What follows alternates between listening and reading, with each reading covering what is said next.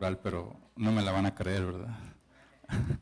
El, Gracias a Dios, la semana pasada estuvimos en el campamento. Si vieron la iglesia un poquito vacía, no fue porque claudicaron, apostataron algunos, no, fue porque estábamos en el campamento con algunos matrimonios también que nos estaban apoyando. Gracias a Dios por sus vidas, gracias a Dios por la vida del pastor Alex Tarasiuk, que la verdad es que fueron mensajes bastante retadores para todos los que pudimos escucharlos. Y bueno, viene el campamento de matrimonios, ¿no? Viene en octubre. Van a querer que los ayuden algunos sorteros porque de una vez tienen que ir pidiendo ayuda, ¿ok? Sobre todo de niñeros, ¿no? Ah, entonces no, ok, está bien, no hay problema. Lo intenté, jóvenes, no quisieron. Y después viene el de damas, ¿no? En noviembre viene el el retiro de damas. ¿Ya están anotadas, damas? ¿Ya tienen pagado por lo menos su anticipo? Así como, así no, tal vez, ¿no? Bueno, recuerden que todos los domingos están los grupos vendiendo para poder juntar para los gastos de estos campamentos. Entonces, no te vayas, hoy va a haber dorilocos, por ahí si te gusta este tipo de comida, bueno, ahí van a estar vendiendo los matrimonios, ¿verdad? Creo que son ustedes. Hay fruta, ok. O sea, dorilocos para los no tan sanos y fruta para los sanos, ok. Puedes comer de las dos para no sentirte culpable, por una o por otra. Pero bueno, ya estamos terminando lo que es este intermedio de Iglesia con Propósito. El próximo va a arrancar la última semana de noviembre, ¿ok? ¿Por qué la última semana de noviembre? Bueno, todo eso se explicó en la clase 101. Y si no sabes a qué me refiero, hoy se va a explicar porque es la última sesión de la clase 101 para todos aquellos que no la han tomado o están llegando a la iglesia o quieren formar parte de la iglesia. Por favor, no te brinques la clase 101, ¿ok? Que vamos a estar en el salón de aquí afuera de los matrimonios. Me va a tocar esta vez a mí poder terminar este ciclo, y tenemos las demás clases, la clase 201, en el grupo de la hermana Gina, subiendo las escaleras de este lado, el grupo de, bueno, y está la hermana Gina y Karen, ¿verdad? ¿Estás ahí? ¿Te toca a ti la clase, Karen? Ah, bueno, le toca hoy a Karen la clase. Allá va a estar hermana Aurelio y hermana Séfora, y de este lado, la clase del pastor, el día de hoy la va a dar la hermana América, ¿ok? Entonces, para que acabando nos repartamos en las clases, te pido por favor, sobre todo por amor al grupo que está aquí, que si no vas a entrar a ninguna clase o te tienes que ir o quieres platicar con alguien, no lo hagas aquí en la nave porque sí se escucha, ¿ok? Tienes el lobby, ahí no hay problema porque cerramos las puertas y bueno, ahí puedes hablar. Tienes el patio también si quieres hablar. Si empieza a llover, bueno, puedes estar en esta zona, no pasa nada. Pero sí ayúdanos a que la clase del pastor que hoy va a dar América pueda empezar a tiempo, ¿ok? ¿Sí? Eso nos está regañando el hermano, se para y luego regañarnos. No, es una exhortación, hermanos. Consideración es un valor que como iglesia siempre tenemos que tener y tenemos que fomentar. Consideración hacia los demás. Sale, te aviso y te voy anticipando. Viene septiembre. ¿Qué tenemos en septiembre? ¿Te acuerdas? Nuestra noche mexicana. Entonces, a ver, ¿qué tenemos en septiembre? Nuestra noche mexicana, que va a estar llena de juegos, de comida, de convivencia, para que puedas traer a tus amigos, invitados, vecinos, familiares. Lunes 15 de septiembre, ¿ok? Lunes 15 de septiembre. La hora por confirmar, pero va a ser en la noche, ¿ok? Porque la idea es que aquí demos el grito, convivamos, comamos juntos y celebremos no solo nuestra libertad como nación, sino también nuestra libertad en Cristo Jesús. Y dicho esto, te voy a pedir que abras tu Biblia ahí en el Evangelio de Lucas. Evangelio de Lucas, capítulo 24. Y vamos a ver esta hermosa historia a partir del versículo 13. Pero antes de empezar quiero hacerte algunas preguntas retóricas, por supuesto, para que no me las tengas que contestar. No quiero quemarte tampoco, ¿verdad? ni quemarme yo, ¿no? ¿Qué pasa, hermano, cuando Jesús se tarda en responder? ¿Qué pasa cuando tu expectativa del cristianismo no es cumplida? ¿Qué pasa cuando venir a la iglesia no ha solucionado ninguno de los problemas que originalmente te trajeron o te acercaron a Jesús, te acercaron a Dios? Huele a quemado por ahí, es una balastra, ¿verdad? No se está quemando la iglesia, no se preocupen, solo es una balastra. Si quieren apagamos luces, está la pantalla, no, yo sé que va a afectar la transmisión, pero solamente para que deje de oler. Sí huelen, ¿verdad? ¿O solo yo?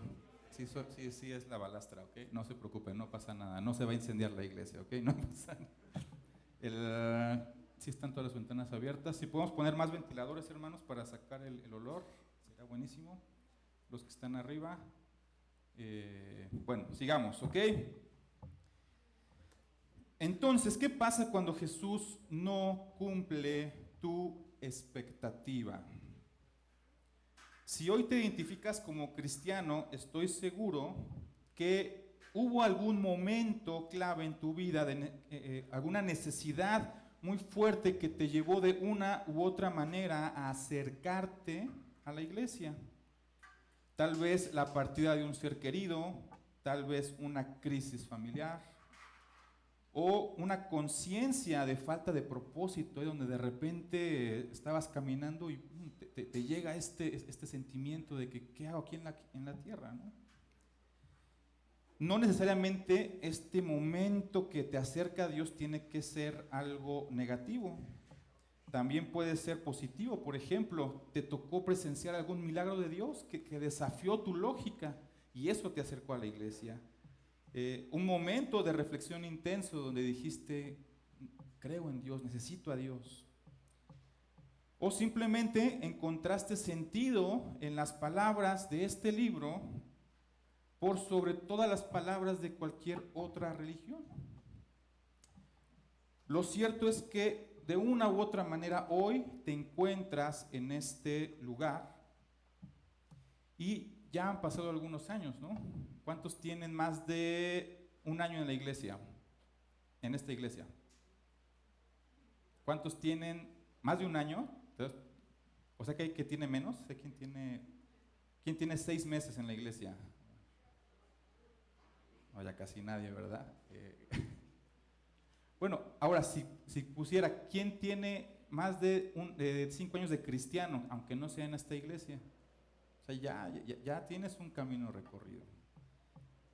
Pero hoy te encuentras aquí y ya han pasado estos años y tal vez te has dado cuenta de que la iglesia, esta, si le podemos llamar religión cristiana, no es aquello que tú habías pensado. No es aquello que tú habías pensado. Para los que vienen de otra iglesia, ¿por qué vienes de otra iglesia? ¿Alguna decepción? ¿Algún tema difícil con las autoridades o con los hermanos? O puede ser algo tan sencillo como un cambio de casa, ¿no? Un cambio de ubicación geográfica. Tú sabes por qué. Pero hoy lo que quiero es cuestionarte es ¿qué pasa? ¿Qué pasa cuando llevo tantos años en esta iglesia, tantos años en el Evangelio y Dios sigue sin cumplir mi expectativa? Muchos judíos creyeron en algo similar. Muchos judíos tenían una expectativa de quién era Jesús. Ellos creyeron que Él era el Mesías prometido, y efectivamente Jesús lo era, pero cuando muere en la cruz, como un pecador y en apariencia derrotado, su fe y esperanza se desvaneció. Y el día de hoy vamos a ir al Evangelio de Lucas, en esta última predicación de esta serie Énfasis, para analizar el caso de 2 discípulos que habían seguido a Jesús, que habían creído que Él era el Mesías, pero que no habían entendido el Evangelio. Vamos ahí a Lucas 24, del 13 en esta primera sección al versículo 21. Acompáñame ahí con tu vista y dice la palabra de Dios: y he aquí, dos de ellos iban el mismo día a una aldea llamada Emaús, que estaba a 60 estadios de Jerusalén, 11 kilómetros aproximadamente, e iban hablando entre sí de todas aquellas cosas que habían acontecido. Sucedió que mientras hablaban y discutían entre sí, Jesús mismo se acercó y caminaba con ellos. Verso 16, mas los ojos de ellos estaban velados para que no le conociesen.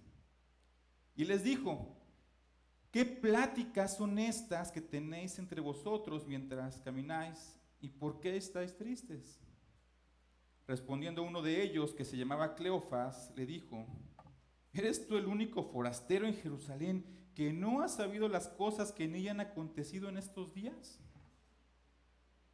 Entonces él les dijo: ¿qué cosas? Y ellos le dijeron: de Jesús Nazareno, que fue varón profeta, poderoso en obra y en palabra delante de Dios y de todo el pueblo, y cómo le entregaron los principales sacerdotes y nuestros gobernantes a sentencia de muerte y le crucificaron. Pero nosotros esperábamos que él era el que había de redimir a Israel. Y ahora, además de todo esto, hoy es ya el tercer día que esto ha acontecido. Ese domingo de resurrección pasaron muchas cosas. Este fue uno de esos encuentros y este se dio por la tarde de ese día. Nos habla de dos discípulos que no eran parte de los 12, ¿ok? Cleofas y su compañero.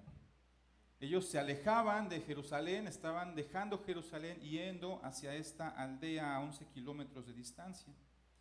Y de repente un viajero desconocido se acerca y les pregunta sobre la conversación que ellos dos están teniendo. Y es bien curioso, si tú lees desde el versículo 19 en adelante, vas a darte cuenta que todo lo que estaban expresando, o lo que le decían a este viajero desconocido, eran hechos, eran cosas que ellos habían vivido, cosas que Jesús había mostrado. Jesús era profeta, era poderoso en obra, era poderoso en palabra, pero en el versículo 21 dejan de ver los hechos y expresan un deseo. Y un deseo que había muerto hace 3 días en la cruz del Calvario. Y ese deseo era que Jesús no había redimido a Israel.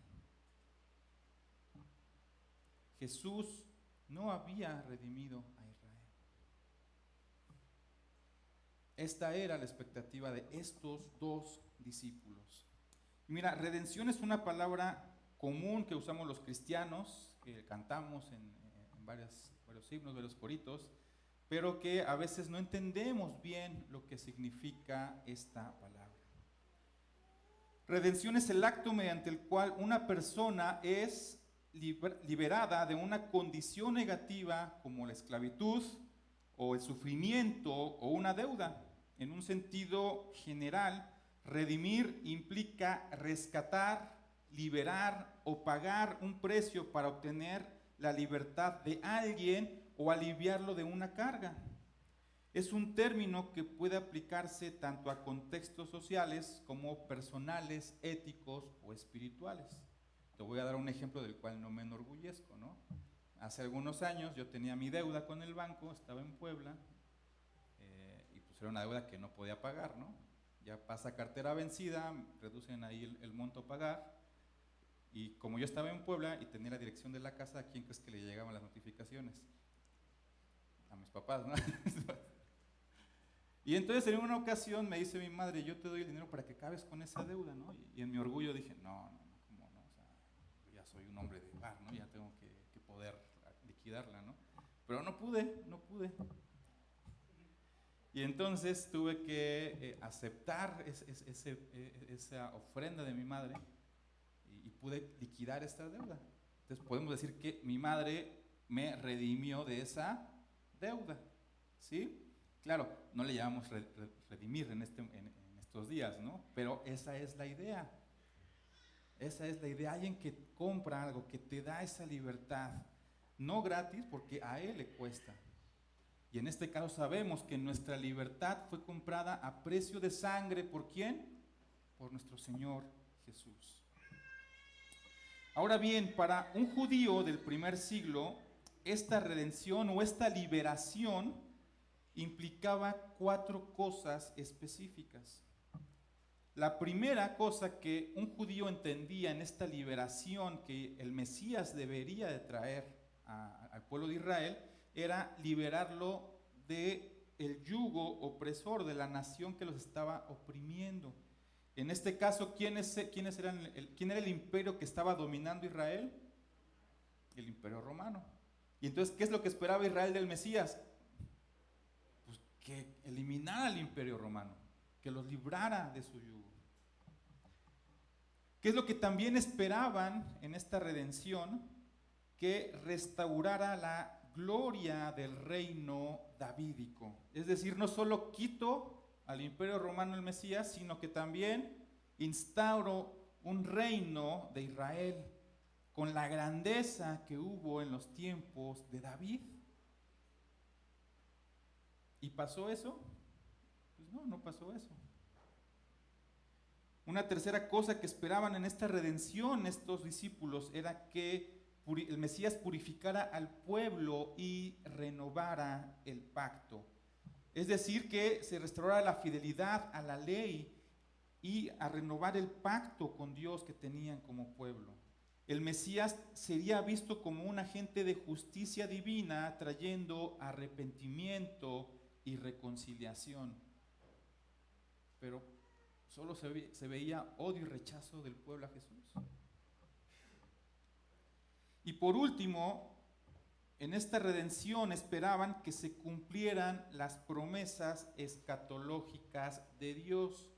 Cuando hablamos de promesas escatológicas nos referimos a todas las promesas que se tienen que cumplir en el futuro. ¿Ok?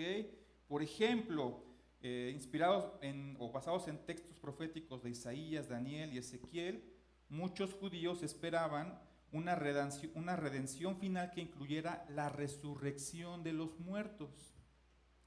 También el juicio a las naciones, no solo al imperio romano, sino a todas las naciones. Y el establecimiento del reino de Dios en la tierra, que era parte también de esta gloria de ese reino davídico. Pero aquí viene la pregunta, ¿cómo un hombre muerto derrotaría a un imperio? ¿Cómo un hombre crucificado podría restaurar el reino de David y su grandeza? La expectativa de los discípulos había sido pisoteada, había sido quebrada, había sido destruida. Ellos habían seguido a Jesús esperando que hiciera algo que cumpliera con su deseo de ser libres, con su deseo de volver a ese lugar que muchos imperios le quitaban al pueblo de Israel. Pero ese sueño de estos discípulos se perdió en la cruz. Y yo te pregunto, ¿sigues a Jesús esperando que cumpla tus sueños? ¿Vienes a la iglesia esperando que Dios cumpla tu expectativa? Vamos al punto 2, la verdad incomprendida. El verso 16 dice que estos 2 discípulos tenían velados los ojos con un objetivo muy particular, y era que no reconociesen a Jesús. Que en un sentido espiritual estaban incapacitados para reconocer la verdad, aunque la tuvieran frente a ellos. Interactuaron con Jesús sin darse cuenta de quién era el que les hablaba, y este personaje que no reconocieron empezó a explicarles paso a paso las escrituras antes de revelarles quién era Él. Vamos a ir al versículo 25 de Lucas capítulo 24. Y dice, fueron algunos de los nuestros al sepulcro y hallaron así como las mujeres habían dicho, pero a Él no le vieron. Entonces Él les dijo, oh insensatos y tardos de corazón para creer todo lo que los profetas han dicho. ¿No era necesario que el Cristo padeciera estas cosas y que entrara en su gloria? Y fíjate qué hermoso, comenzando desde Moisés y siguiendo por todos los profetas, les declaraba en todas las escrituras lo que de él decían. ¿Sabes que existe un argumento estadístico para afirmar que Jesús es el Mesías? ¿Cuántos sabían esto? Bueno, a ver, te lo voy a presentar. Este enfoque estadístico fue desarrollado por el matemático y astrónomo Dr. Peter Stoner en su obra Science Speaks, o La ciencia habla. Y Stoner seleccionó 8 profecías específicas sobre el Mesías y calculó la probabilidad de que una sola persona las cumpliera al azar. ¿Te acuerdas de la profecía de que el Mesías debía nacer en Belén? Ahí en Miqueas 5:2. Bueno, la probabilidad de que esto se cumpliese, o que una persona lo cumpliese, es de 1 en 280,000. Que ser precedido por un mensajero. ¿Te acuerdas que quién vino antes de Jesús? Juan el Bautista, ¿no? Esto tiene una probabilidad de 1 en 1000. Que entrar a Jerusalén en un asno es una probabilidad de 1 en 100. Ser traicionado por un amigo es la probabilidad de 1 en 1000 también, al igual que ser vendido por 30 monedas de plata. Ahora, que estas monedas y que este dinero se usara para comprar el campo del alfarero, este es 1 en 100,000. Esto es muy específico. Permanecer en silencio ante sus acusadores, 1 en 1000. Y ser crucificado, 1 en 10,000. Ahora, la probabilidad combinada de que una sola persona cumpla estas 8 profecías es de 1 en 10 a la 17ª potencia. O sea, 1 en... No puedo leer ese número, pero tienen la idea, ¿no? Fíjate, más adelante en el verso 32, los discípulos van a expresar, ¿no ardía nuestro corazón dentro de nosotros mientras nos hablaba en el camino cuando nos abría las escrituras? Fíjate, hermano, Jesús no cumplió 8, Jesús cumplió con más de 300 profecías y alusiones que apuntaban directa o indirectamente hacia Él. Desde la ley, desde Moisés. ¿Qué está diciendo desde Moisés? Es decir, Génesis y Éxodo, Levítico, Números, Deuteronomio. Desde ahí vienen las alusiones a Jesús. Desde ahí viene profetizado el Evangelio, pasando por todos los profetas y todos los libros de sabiduría. Imagínate, recopilé 20 profecías. No te voy a leer las 20 porque quiero que Dios te mueva a buscarlas y a leerlas, ¿no? Te voy a leer algunas. Profecías sobre la vida del Mesías. Génesis 49:10. En esta bendición que Jacob hace a sus hijos. El cetro no se apartará de Judá, ni la vara de mando de sus descendientes, hasta que venga aquel a quien le pertenece, a quien todas las naciones le honrarán. Génesis.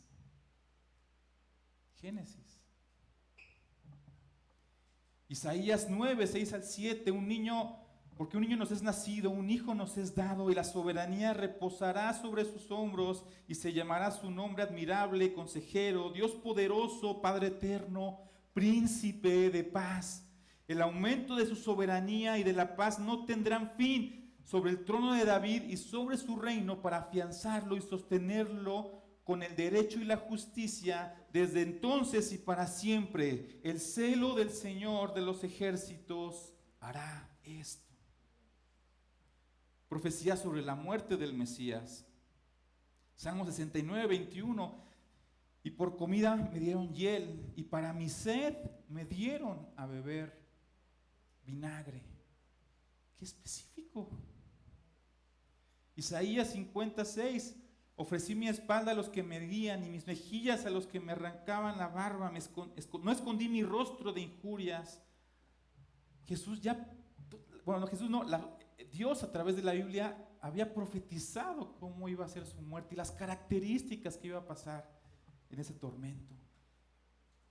Profecía sobre la resurrección del Mesías, Salmo 16, 10. Porque tú no abandonarás mi alma en el Seol, ni permitirás que tu santo vea corrupción. Job 19, 25. Yo sé que mi Redentor vive y al final se levantará sobre el polvo. Y después de deshecha mi piel, aún en mi carne, veré a Dios. Y hay más, te dije 6. Aquí hay 20 y te dije que son más de 300 profecías.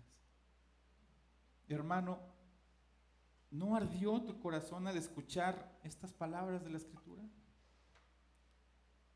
¿O acaso es que tu corazón ni siquiera se inmutó al escuchar del poder y la soberanía de Jesús? Estos dos discípulos estaban descubriendo lo que tú y yo ya sabemos. Que la Biblia, que esta historia de redención apunta a Jesús. Porque Él es el camino, Él es la verdad, Él es la vida y nadie va al Padre si no es a través de Él. Recuerda, en este punto ellos siguen con sus ojos velados, ellos siguen sin reconocer a Cristo, pero su espíritu, el espíritu de ellos empezaba a responder a la voz de Dios. Empezaba a responder al Espíritu Santo. Y te hago esta pregunta: ¿cómo reacciona tu corazón al leer, meditar, escuchar o estudiar la palabra de Dios? ¿Cómo reacciona tu corazón? Punto 3, el anhelo de comunión.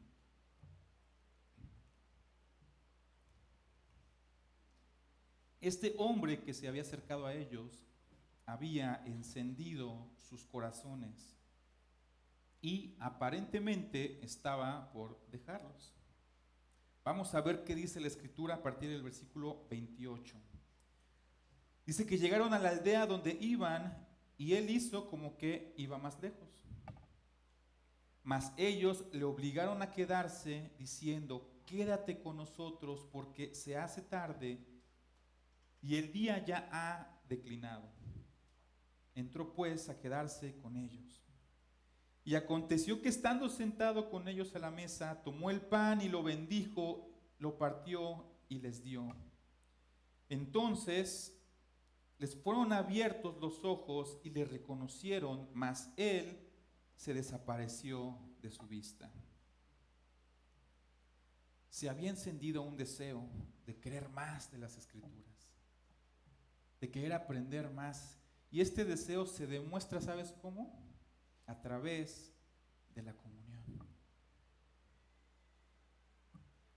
Recuerda, ellos todavía no reconocían a Jesús, pero sus palabras habían hecho que ellos quisieran compartir la mesa con este hombre que les estaba desmenuzando todas las Escrituras.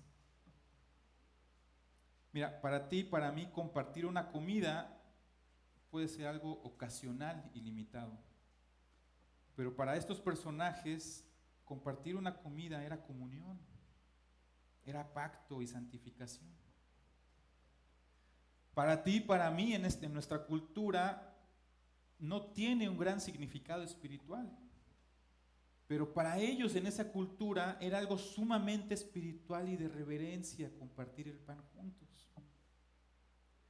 Para ti, para mí es algo casual o espontáneo, pero para ellos implicaba una aceptación profunda. Para ti, para mí, ciertamente es algo que muestra estima compartir la mesa con alguien, pero para ellos es más que una estima.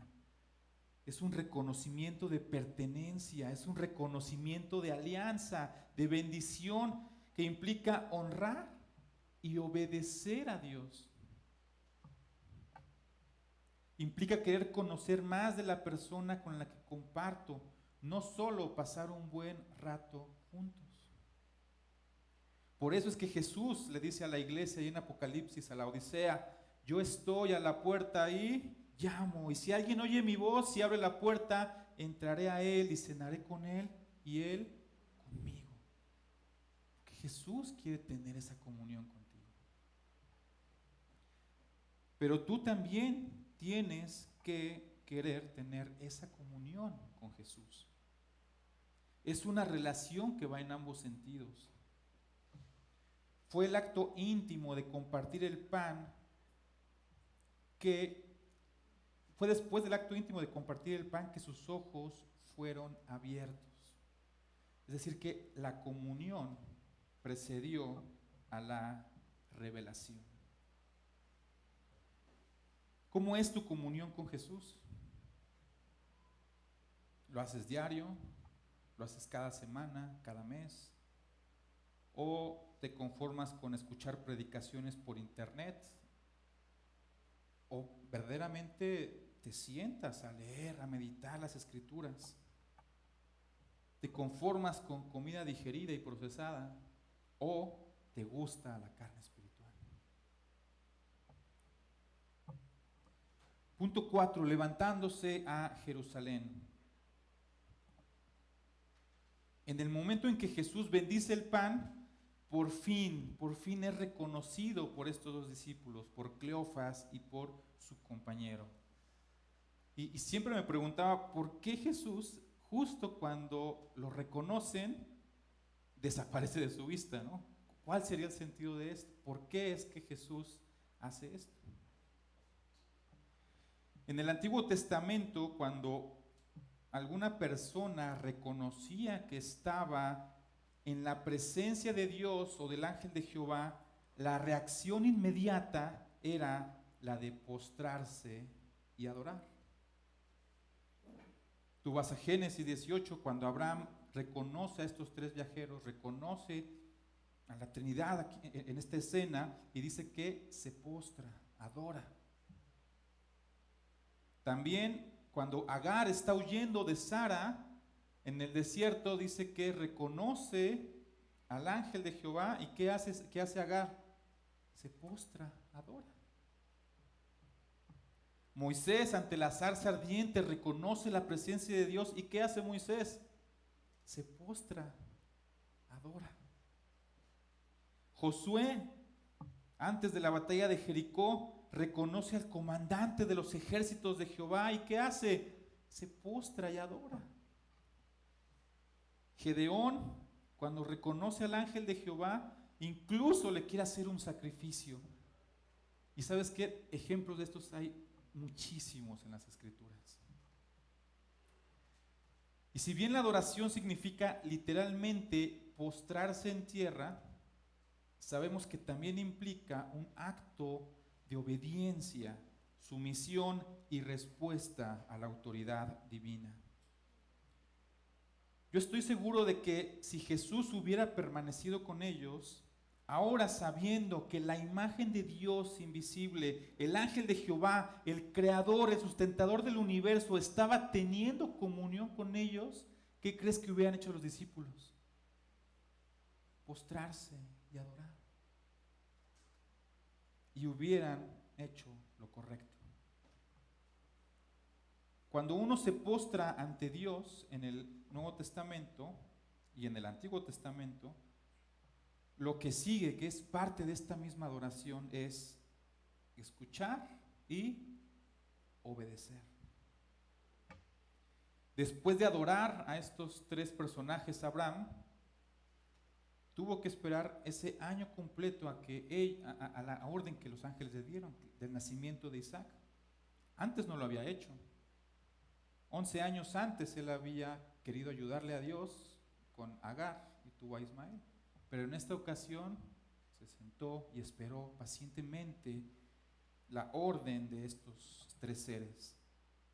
Agar, después de que se postró y adoró al ángel de Jehová, tuvo la orden de regresar y ser sumisa a su señora, a Sara. Moisés tuvo la orden de regresar a Egipto y liberar al pueblo de Dios. Josué lideró la conquista de la tierra prometida.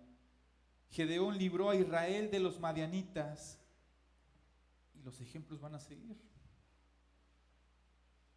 La obediencia, la adoración implica obediencia al Señor. Y mira, en Emaús no hay una orden explícita, pero recuerda algo, para este punto ellos ya habían entendido lo que las Escrituras decían de Jesús y de su misión. ¿Te has preguntado por qué se levantaron y corrieron de regreso a Jerusalén si Jesús no les dio esa orden? ¿Por qué corrieron a Jerusalén? Bueno, ellos ahora por fin entendían lo que las Escrituras decían, lo que Isaías decía. Isaías capítulo 2 va a decir: acontecerá en el postrero de los tiempos que será confirmado en el monte de la casa de Jehová como cabeza de los montes, y será exaltado sobre los collados, y correrán a él todas las naciones. Y vendrán muchos pueblos y dirán: venid y subamos al monte de Jehová, a la casa de Dios de Jacob, y nos enseñará sus caminos, y caminaremos por sus sendas, porque de Sión saldrá la ley, y de Jerusalén la palabra de Jehová. Estaban obedeciendo a Dios al estar obedeciendo la ley, porque ahora por fin la entendían. Por fin Jesús les había revelado lo que sus corazones no entendieron en un inicio. Quiero resaltar este proceso de conversión de estos dos personajes antes de terminar en esta tarde. Sí es tarde, ¿verdad? Sí, ya es tarde. Uno, ellos se acercaron a Jesús buscando que cumpliera sus expectativas. Dos, Jesús tuvo que destruir esas expectativas que no estaban alineadas a la voluntad divina. Tres, les enseñó lo que las Escrituras decían acerca de él. 4, el Espíritu Santo movió sus corazones a anhelar tener comunión con Jesús. Y 5, finalmente, después de tal vez años, sus ojos fueron abiertos al Evangelio. Ahora que abramos nuestras casas, seguramente vamos a encontrarnos con personas que van a querer acercarse a Jesús. Y no necesariamente porque desean entregar sus vidas y seguir a Cristo. Puede ser porque tienen una necesidad y es válido. El problema es que ni tú ni yo podemos discernir los corazones, pero nuestra labor es tomarlos y enseñarles. Algunos de ellos estarán con nosotros mucho tiempo, así como tú y yo estamos hoy aquí. Y en algún tiempo después tal vez se den cuenta de que la salvación no se trata de ellos, sino de Jesús. Que ellos no están invitando a Jesús a su corazón, sino que Jesús los está invitando a formar parte de su familia y de su reino. Y en ese momento su expectativa será quebrada.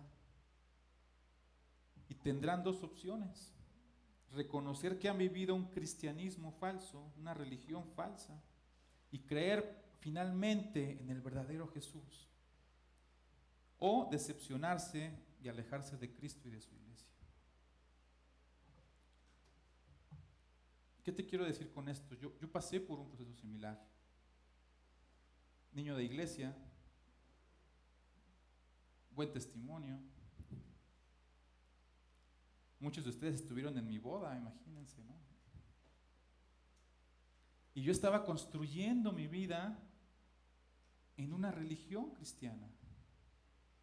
Yo estaba construyendo mi vida en buenos principios, porque realmente, aunque no seas cristiano y aunque no creas en el Evangelio, los principios bíblicos son universales. Pero Dios tuvo que quebrar. Dios tuvo que decir, hey, construiste tu vida en algo que yo no te pedí. Tuvo que venir un divorcio, tuvo que venir una crisis, tuvo que venir una depresión. Y después de años, al igual que estos discípulos de Emaús, que mi expectativa fue quebrada, que mi vida fue quebrada, tuve que tomar la decisión.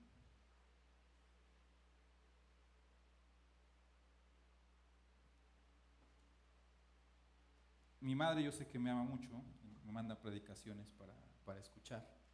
Y hay una predicación que ya me mandó 2 veces.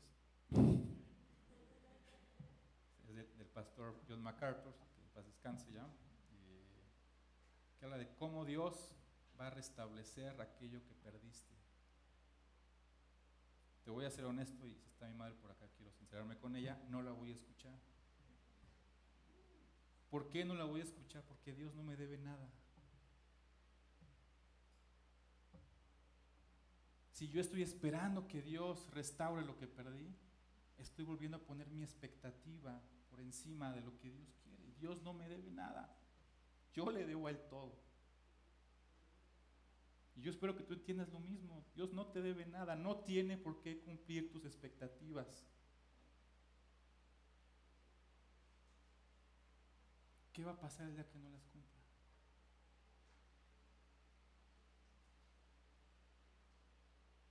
Y yo sé que algunos de ustedes pueden estar pasando por este momento de crisis, ¿no? O sea, es que sigue habiendo este problema, sigo sin encontrar esta solución. Señor, ayúdame. ¿Y sabes qué? Dios te va a ayudar, por supuesto que sí. Pero tienes que entender una verdad. Cuando tu deseo está alineado al deseo de Dios, porque ese deseo de Dios es avanzar su reino, que la gente siga conociendo el Evangelio, que tú sigas siendo transformado a la imagen de Cristo, por supuesto que ese deseo Dios tarde o temprano, en su tiempo, lo va a cumplir. Pero si ese deseo no está alineado al deseo de Dios, si ese deseo está alejado del propósito que Dios tiene para su reino, para tu madurez, tienes que aprender a soltar, tienes que aprender a dejar. De lo contrario, el cristianismo que estás viviendo es un cristianismo como el de estos discípulos de Emaús. Y cuando venga la crisis, tendrás que decidir, ¿realmente soy un seguidor de Cristo o solamente viví en una religión? Y van a venir personas al Evangelio, primeramente Dios, y seguramente pasarán por este proceso. Y seguramente cuando les compartamos el Evangelio digan, sí, yo tengo necesidad. De ahí la importancia, hermano, de que estemos siempre enseñando la palabra de Dios. Porque la palabra de Dios, no las tuyas o las mías, es lo que va a hacer que arda su corazón. Es lo que va a hacer que ellos realmente, que Dios transforme su vida y que ellos entiendan que no se trata de aceptar a Dios en sus corazones, se trata de seguir a Jesús. Se trata de arrepentirse y de creer en Él. ¿Estás dispuesto a abrir tu casa, tu corazón, tu tiempo para que otros también descubran al Jesús verdadero? Vamos a orar, hermanos. Amado Señor, gracias por tu misericordia, gracias por tu amor, Padre Santo. Señor, gracias también por tu palabra que nos revela a tu Hijo Jesucristo, Padre. Señor, tú conoces la expectativa de cada uno al buscarte, al venir a la iglesia. Tú sabes lo que cada uno ha batallado en sus vidas, lo que cada uno, Señor, tiene en el centro de su corazón, Padre. Mi oración es para que si hay algo que tengas que destruir, mi Dios, lo destruyas, Padre Santo. Para que tu evangelio pueda brotar, para que la semilla pueda crecer, Padre Santo. Para que tu palabra, mi Dios, dé realmente ese fruto al 30, al 50, al 100 por uno, Padre. Señor, en tus manos pongo esta congregación, pongo mi vida, para que nos sigas guiando, para que sigamos creciendo, mi Dios, para que sigamos con ese anhelo de conocerte más y más y más, de tener esa comunión todos los días contigo, Padre. Y que tú seas el que mueva nuestros corazones a compartir tu evangelio y tu palabra. Hermanos, Señor, dejo este tiempo.